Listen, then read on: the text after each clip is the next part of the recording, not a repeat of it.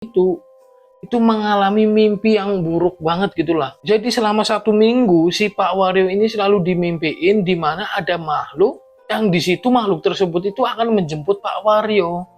Nah di sini Pak Wario itu hanya memendam ketakutan itu sendiri. Dia itu nggak berani ngomong sama istrinya karena istrinya kan tidak tahu bahwasanya suaminya ini melakukan pesugihan pada si Pak Bandi. Dan setelah itu akhirnya si Pak Wario ini pun pulang nih menuju ke rumahnya. Dan pada keesokan harinya si Pak Bandi ini benar-benar hancur banget. Dia itu kaget banget karena dia itu mendengar pengumuman di masjid bahwasanya si Pak Wario ini sudah meninggal dunia. Pak Bandi ini bertanya nih sama si istrinya si Pak Wario, kenapa Pak Wario? Bismillahirrahmanirrahim. Assalamualaikum warahmatullahi wabarakatuh. Ketemu lagi dengan saya Doni Free di channel Sudut Malam tentunya. Apa kabar kalian semuanya? Semoga kalian diberikan kesehatan, umur yang panjang, rezeki yang melimpah, dan rezeki yang berkah. Amin amin ya robbal alamin. Pada kesempatan kali ini, buat kalian nih yang baru tahu channel ini atau yang baru nemu video ini, jangan lupa di subscribe terlebih dahulu karena di channel ini bakalan ada cerita-cerita menarik tentunya. Dan buat kalian yang sudah bergabung atau yang sudah subscribe channel ini, jangan lupa absen terlebih dahulu. Sebutkan nama kalian dan tempat kalian berasal, biar saya itu semakin kenal dengan kalian semuanya. Oke, di episode kali ini saya itu akan menceritakan sebuah pesugihan tentang jual umur gitu loh. Jadi ada seorang bapak-bapak, dia ini anaknya itu sedang sakit-sakitan dan sedangkan ekonominya dia itu sangat terpuruk banget. Akhirnya dia itu aduh pusing banget gimana nih caranya biar ngehadepin ini semuanya. Dan tanpa panjang lebar lagi kita langsung menuju ke ceritanya.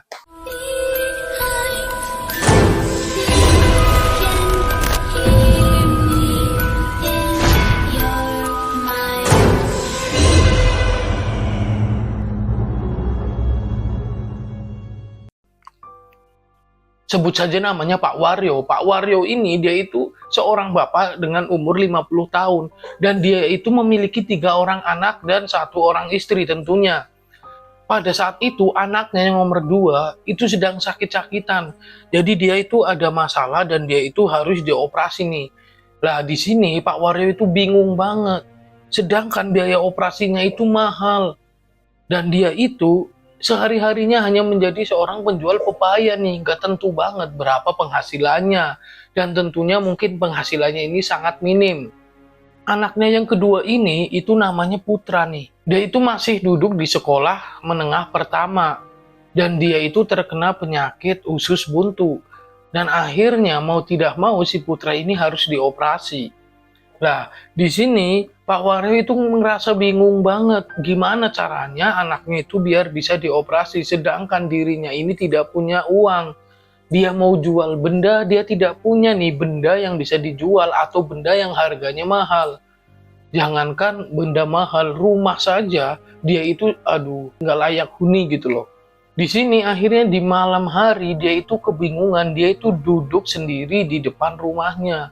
Jadi dia itu kayak ngelamun sendiri. Mungkin dia itu mikir bagaimana caranya dia itu bisa mendapatkan uang. Tentu saja jumlah uang yang tidak sedikit. Dan diketahui sejak saat si Pak Wario ini menikah, itu dia itu benar-benar ekonominya itu merangkak terus.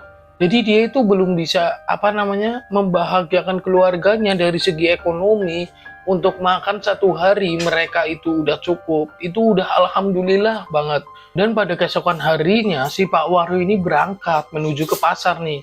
Pak Wario ini membawa dagangannya yaitu pepaya. Dia berangkat nih ke pasar. Dia itu berangkat ke pasar jam 5 pagi karena jarak antara rumah dan pasar itu lumayan jauh. Dan di sini Pak Wario itu tidak menaiki kendaraan umum, tidak menaiki motor, dia itu berjalan kaki. Ya mungkin untuk mengirit ya. Sesampainya di pasar dia itu bertemu dengan temannya. Temannya ini adalah seorang kuli songgol nih. Nah di situ dia cerita nih, mungkin dia curhat gitu lah ya. Dia curhat mengenai kebingungannya, anaknya ini harus dioperasi sedangkan dirinya ini tidak punya duit untuk membiayai anaknya. Kebetulan temannya ini dia itu tahu mengenai pesugihan. Dia juga sama-sama orang susah nih. Makanya dia itu tidak bisa memberikan solusi atau dia tidak bisa meminjamkan uang kepada si Pak Wario. Lah di situ dia itu hanya menceritakan ada sebuah pesugihan yang bisa menukar tumbalnya itu dengan umur si peminta pesugihan tersebut. Lah di sini Pak Wario itu karena dalam keadaan apa namanya otaknya itu buntu banget, dia itu bingung banget harus cari uang kemana, harus minjem uang kemana gitu. Akhirnya dia itu berpikir, wah iya nih apa bisa nih pesugihan ini aja nggak masalah lah, demi anak dan istrinya, demi keluarganya. Yang penting anaknya itu bisa selamat, bisa sembuh. Urusan nyawanya sendiri itu nomor belakangan gitu loh. Dan akhirnya pada saat dia pulang, dia itu masih kepikiran terus nih. Dan pada sore harinya, anaknya ini, si putra ini ngerasain sakit perut yang amat teramat sakit. Mau tidak mau akhirnya si Pak Wario ini membawa putra ke rumah sakit. Dan ternyata si putra ini diharuskan mendapatkan tindakan operasi pada saat itu juga. Lah di sini si Pak Wario tambah bingung banget. Dan biaya operasinya itu 25 juta rupiah. Akhirnya Pak Wario pun di sini udah tanda tangan nih, nggak masalah tanda tangan. Yang penting anaknya operasi dulu, ditanganin dulu. Setelah Pak Wario atau dari pihak keluarganya si putra ini sudah bertanda tangan, Pak Wario ini langsung pergi nih. Dia langsung cari pinjaman duit dengan melalui beberapa kesulitan tersebut untuk meminjam duit. Akhirnya si Pak Wario ini mendapatkan pinjaman duit sebesar 25 juta rupiah. Dan dia pun kembali lagi nih ke rumah sakit. Dia itu mengurus segala administrasinya pada saat itu juga. Dan alhamdulillahnya ternyata tindakan operasi kepada si putra, kepada si anaknya itu berhasil. Dan putra sekarang sudah masuk ke dalam ruang kamar inap lagi nih. 4 hari berlalu, akhirnya si putra ini sudah dibawa pulang nih oleh Pak Wario. Lah di sini barulah Pak Wario ini tambah pusing lagi karena sekarang dia itu memiliki hutang sebesar 25 juta rupiah. Padahal dia itu tidak pernah mempunyai hutang yang sebanyak itu. Biasanya hutang paling banyak itu 2 juta rupiah. Singkat cerita, pada sore hari itu dia itu menemui temannya yang menjadi kuli pasar itu, kuli songgol di pasar. Dia itu bercerita bahwasannya dia kayaknya udah mantep banget nih, dia mau ngelakuin pesugihan jual umur. Nah di sini temannya itu pun bersedia untuk mengantarkan di mana tempat untuk melakukan pesugihan tersebut. Dan tanpa pikir panjang, pada keesokan harinya mereka berdua ini, Pak Wario dan satu lagi sebut saja Pak Bandi. Si Pak Wario dan si Bandi ini, dia itu langsung menuju ke kota di mana dia akan melakukan pesugihan jual umur. Nah, di sini kotanya itu berada di kota Pekalongan, Jawa Tengah. Sesampainya mereka di situ, mereka langsung menemui juru kunci nih. Si Pak Wario ini pun langsung menjelaskan bahwasannya dia ini akan melakukan ritual pesugihan jual umur. Nah di sini si Pak Bandi ini tidak diperkenankan atau tidak dibolehkan masuk ke dalam ruangan yang biasa digunakan untuk ritual tersebut. Karena si Pak Bandi ini tidak akan melakukan pesugihan. Akhirnya si Pak Bandi ini dia itu menunggu temannya atau menunggu Pak Wario itu berada di tempat tersebut. Dan menurut si Pak Bandi, ritualnya itu tidak cukup dilakukan 1 kali. Jadi mereka berdua itu di kota tersebut itu sampai 4 hari nih. Dan ternyata 4 hari itu tidak membuahkan hasil. Tetapi karena menurut si juru kunci maksimal ritual itu selama 3 hari. Jadi misalkan 3 hari itu tidak menunjukkan keberhasilan, mereka itu di stop nih. Disuruh berhenti dulu nih ritualnya. Mau tidak mau akhirnya Pak Bandi dan Pak Wario ini kembali lagi ke rumahnya nih. Lah selang 1 bulan si Pak Wario ini udah udah ditagih nih sama orang yang meminjami duit. Di sini Pak Wario tambah bingung nih. Akhirnya Pak Wario ini berkunjung lagi ke rumahnya si Pak Bandi, mengajak Pak Bandi untuk datang lagi ke tempat pesugihan yang dulu. Nah, singkat cerita, akhirnya mereka sudah berada di kota Pekalongan lagi nih. Dan di ritual yang kedua kalinya ini, si Pak Wario itu ternyata berhasil. Tetapi si Pak Bani ini nggak tahu ya gimana cara ritualnya di dalam ruangan tersebut itu Pak Wario itu ngapain aja. Itu dia nggak tahu karena si Pak Bandi ini hanya nemenin dan dia itu berada di luar ruangan loh. Jauh dari tempat ritual tersebut gitu loh. Singkat cerita, akhirnya si Pak Bandi dan si Pak Wario ini pulang nih, dan di perjalanan pulang mereka berdua ini udah bisa bergaya gitu, udah bisa mewah gitulah. Jadi menurut si Pak Bandi, padahal pada saat mereka berangkat ini berdua, dia di jalan itu sama sekali nggak makan karena mereka berdua ini emang nggak punya duit gitu loh. Tapi pada saat pulangnya, wes Pak Bandi ini udah ditraktir makanan nih sama si Pak Wario. Ternyata di dalam tas Pak Wario itu sudah membawa uang banyak banget, dan mereka berdua ini udah nggak khawatir sama uang nih. Mereka ngerokok, mereka makan yang enak-enak pokoknya mah.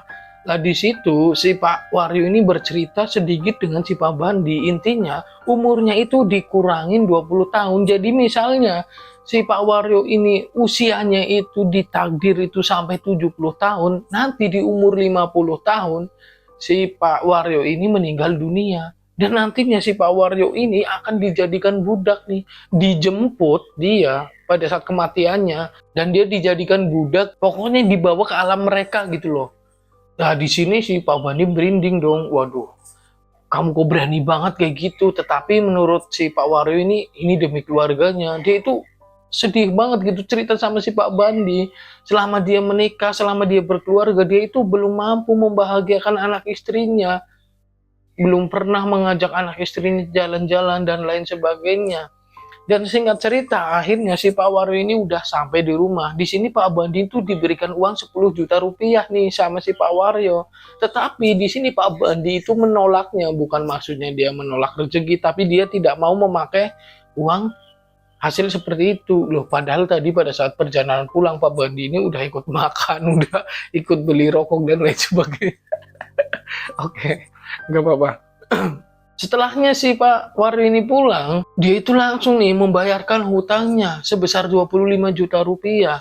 Dan dia itu langsung memesan bahan material nih, banyak banget semen, pasir, dan lain sebagainya. Ternyata si Pak Wario ini itu merenovasi rumahnya. Dia itu pengen rumahnya ini jadi bagus agar nantinya ditempatin oleh anak istrinya itu, mereka itu bisa senang, bisa nyaman gitu. Dan di sisi lain, si Pak Wario ini itu mengajak jalan-jalan anak istrinya, pokoknya sekeluarga itu diajaknya jalan-jalan, senang-senang gitulah. Mereka jalan-jalan ke mall, mereka beli baju baru, anaknya pun yang pengen handphone, pengen apa diberikan semua. Lalu si anaknya, si putra ini diberikan motor baru, anak pertamanya juga diberikan mobil oleh si Pak Wario. Pokoknya pada saat itu, hari itu mereka semua satu keluarga itu ngerasa banget hidupnya itu paling bahagia di hari itu. Istrinya si Pak Wario ini tanya sama si Pak Wario kepada si suaminya, "Bapak ini dapat uang dari mana kok bisa banyak banget?" "Udah Bu, terima aja Bu, ini tuh rezeki Bapak yang nggak tahu dapat uang sebanyak ini. Yang penting hidup kita itu senang Bu. Udah Bu, aku kan selama ini nggak bisa bahagiaan kamu sama anak-anak. Pokoknya hari ini aku pengen tebus semua kebahagiaan itu. Pokoknya ibu pengen apa pada hari ini atau besok, kalau Bapak masih ada rezeki, ibu aku beliin semuanya." Pokoknya di sini itu kelihatan banget betapa cintanya, betapa sayangnya si Pak Wario ini kepada keluarganya. Udah tergambar jelas dari perlakuan, dari sifatnya Pak Wario kepada anak-anak dan istrinya. 1 bulan berlalu nih, mereka itu sekarang udah hidup bahagia banget nih, rumahnya udah bagus, anak pertamanya si Pak Wario ini sudah dapat mobil, putra ini udah punya motor baru, dan lain sebagainya. Pokoknya hidupnya ini berubah menjadi 120 derajat lah, udah serba apa-apa itu serba enak gitu. Apa yang mereka pingin pasti sudah mereka bisa capai gitu loh. Nah di sini si Pak Wario itu pun memberikan usaha kepada istrinya. Jadi istrinya ini dibukakan warung sembako nih untuk kesibukannya ya, mungkin juga untuk menambah pundi-pundi rupiah lagi nih. Nah di sini usahanya si Pak Wario ini juga pesat nih. Dan anak yang pertamanya ini dari Pak Wario ini, si Slamet, itu diberikan usaha juga. Si Slamet ini membuka sebuah showroom motor bekas, dan itu pun juga nanjak tuh usahanya si Slamet ini, berkembang pesat. Wah di sini benar-benar keluarganya ini terangkat nih derajatnya pada saat itu. Tetapi tidak lama setelah itu, si Pak Wario itu mengalami mimpi yang buruk banget gitulah. Jadi selama 1 minggu si Pak Wario ini selalu dimimpiin di mana ada makhluk yang di situ makhluk tersebut itu akan menjemput Pak Wario. Nah di sini Pak Wario itu hanya memendam ketakutan itu sendiri. Dia itu nggak berani ngomong sama istrinya karena istrinya kan tidak tahu bahwasanya suaminya ini melakukan pesugihan. Dan akhirnya si Pak Wario ini pun datang ke rumahnya si Pak Bandi. Nah di sini Pak Wario itu ngerasa ketakutan banget nih. Dia itu cerita sama si Pak Bandi, pokoknya dia itu ngerasa takut banget. Si Pak Wario ini selalu dimimpin oleh makhluk tersebut. Dalam mimpinya tersebut, si Pak Wario ini itu akan dijemput nih nggak lama lagi oleh si makhluk itu gitu loh. Nah, setelah si Pak Wario ini bercerita dengan Pak Bandi, akhirnya dia itu udah merasa plong nih, udah ada yang denger ceritanya. Sebelum si Pak Wario ini pulang, si Pak Wario ini sempat bertitip pesan kepada si Pak Bandi bahwasanya dia itu pengen si Pak Bandi itu ngejagain keluarganya. Dia pengen juga si Pak Bandi ini selalu ngelindungin anak-anaknya. Pokoknya dia itu menitipkan keluarganya kepada si Pak Bandi. Dan setelah itu akhirnya si Pak Wario ini pun pulang nih menuju ke rumahnya.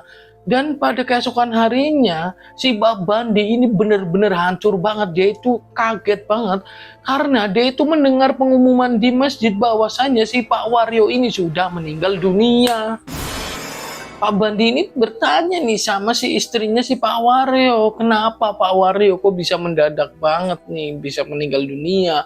Apakah Pak Wario ini sakit? Dan menurut istrinya, si Pak Wario ini nggak sakit sama sekali. Bahkan semalam, mereka sekeluarga itu masih sempat bercanda sebelum mereka semua itu berangkat tidur. Jadi ketika diketahui si Pak Wario meninggal dunia itu pada keesokan harinya, pada pagi harinya, pada saat istrinya ini membangunkan si Pak Wario. Tetapi si Pak Wario ini tidak menyaut. Si Bandi ini pun ngerasa gimana gitu loh, dia itu ngerasa dosa banget. Sebenarnya dia itu tahu kenapa sih Pak Wario meninggal dunia, tetapi dia itu menyembunyikan tersebut. Dia itu tidak mau menceritakan itu kepada keluarganya si Pak Wario. Akhirnya ya sudahlah. Di sisi lain si Pak Bandi ini dia itu mempunyai amanah nih, dia harus menjaga keluarganya si Pak Wario. Jadi si Pak Wario itu pun sudah ngerasain nih awalnya bahwasanya dia ini akan meninggal dunia nih. Makanya dia itu ngomong sama si Pak Bandi untuk menitipkan keluarganya dan lain sebagainya. Oh ya, sebenarnya Pak Bandi ini juga dia itu adalah seorang duda nih. Dan tidak lama setelah si Pak Wario meninggal dunia, akhirnya si Pak Bandi ini pun menikahi istri dari si Pak Wario. Jadi dia itu benar-benar amanahnya itu dijaga tuh. Di sini si Pak Bandi itu ngerasa ngerasa nggak tenang banget gitu loh. Dia itu menyimpan rahasia itu sampai sekarang ya. Dan sekarang kondisi keluarganya si Pak Wario atau almarhum Pak Wario ini pun masih stabil nih. Usahanya si Slamet atau usahanya anak pertama si Pak Wario juga sekarang masih naik nih, masih di atas dan terus meningkat menurut si Pak Bandi. Begitu juga pun dengan usahanya toko sembako istrinya si Pak Bandi. Begitu juga dengan usahanya toko sembako milik istrinya si Pak Wario. Sekarang juga sudah bertambah gede gitu loh.